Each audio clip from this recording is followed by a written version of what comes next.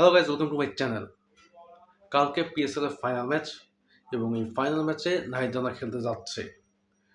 Bangladesh cricket board নিউজিল্যান্ডের সিরিজে টি-20 যে সিরিজটা চলতেছে, যেটা আজকে শেষ বৃষ্টির কারণে হয়নি, তাতে না খেলে নাহিদ রানাকে যে পিএসএল এ পাঠিয়েছে এই জন্য অবশ্যই এটা ধন্যবাদ দিতে চাই।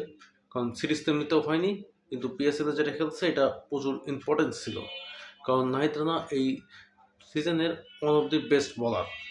এই পুরো পিএসএল এ নাহিদ রানা টোটাল 4টা ম্যাচ খেলছে এবং এই 4টা ম্যাচে টোটাল 7টা উইকেট নিছে।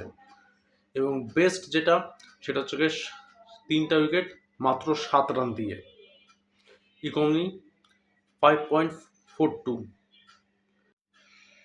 বাংলাদেশের বাইরের কোনো ফ্র্যাঞ্চাইজিতে এইভাবে পারফর্ম করে সে নিজের সাথে সাথে বাংলাদেশেরও ব্র্যান্ডিং করছে।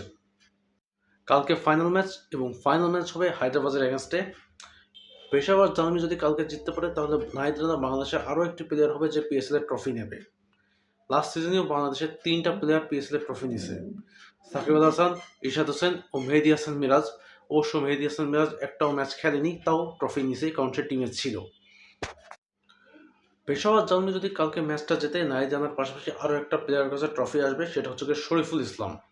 শরীফুল ইসলামও পেশাওয়ার জালমির হয়ে খেলছে এবং নিউজিল্যান্ডের জন্য তাকে ব্যাক করতে হয়েছে, বাংলাদেশের সকল প্লেয়ারকেই ব্যাক করতে হয়েছে। কিন্তু পেশাওয়ার জালমির হয়ে ফাইনাল ম্যাচে শুধু নাহিদ রানা গেছে। ফাইনাল ম্যাচটা বাংলাদেশের হয়ে শুধু নাহিদ রানা খেলবে।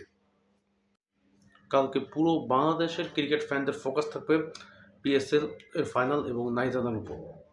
পেশাওয়ার জালমি যদি জেতে, আমার পার্সোনাল উইশ যেটা নাহিদ রানা যেন কালকে 3টা উইকেট পায়।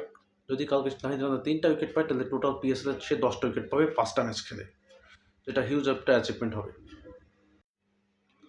সো গাইজ, আজকের ভিডিওটা এই পর্যন্তই। আশা করি ভিডিওটা ভালো লাগছে। ভালো লাগলে অবশ্যই চ্যানেলটাকে লাইক করে দেবেন, ভিডিওটাকে লাইক করে দেবেন, চ্যানেলটাকে সাবস্ক্রাইব করে দেবেন। Thank you so much for watching.